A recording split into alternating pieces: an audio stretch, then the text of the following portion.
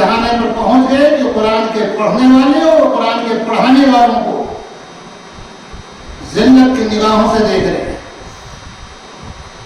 حقیر نگاہوں سے دیکھ رہے ہیں۔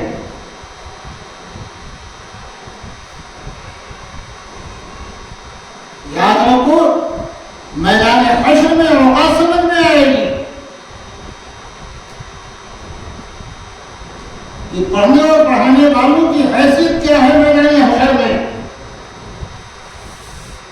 اور حکومت چلانے والے اور دنیا دار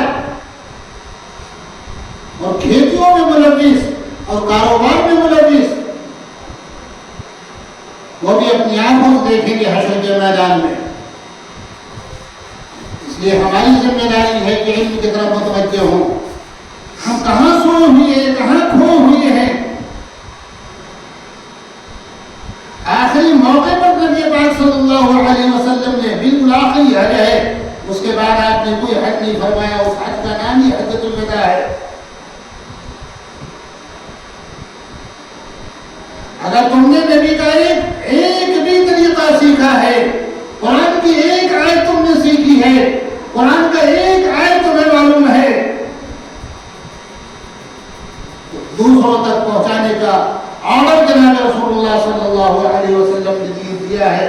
بلغوا عنی ولو آیا، تم میری بات پہنچاؤ، دین کی بات پہنچاؤ، چاہے ایک ہی بات کیوں نہ ہو، ایک ہی آیت کیوں نہ ہو۔ آج ہمارا حال یہ ہے کہ 70 سال کی عمر ہو گئی، وضو کا طریقہ نہیں معلوم، 70 سال ہو گئے، غسل کا طریقہ نہیں معلوم۔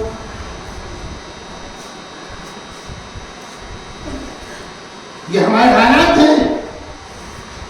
یہ صرف اس لیے کہ دین سے ہماری دوری ہے۔ ہم یہ نہیں کہتے کہ آپ ڈاکٹری نہ پڑھاؤ، ہم یہ نہیں کہتے، ہمارا مشن نہیں ہے۔ ہمیں انجینئر بھی چاہیے، ہماری ضرورت ہے، ہمیں ڈاکٹر بھی چاہیے، ہماری ضرورت ہے،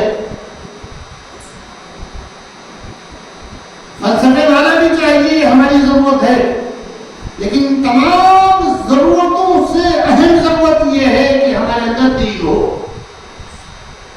علم دین ہو اور دین ہو۔ دین تب ہوگا جب علم دین ہوگا،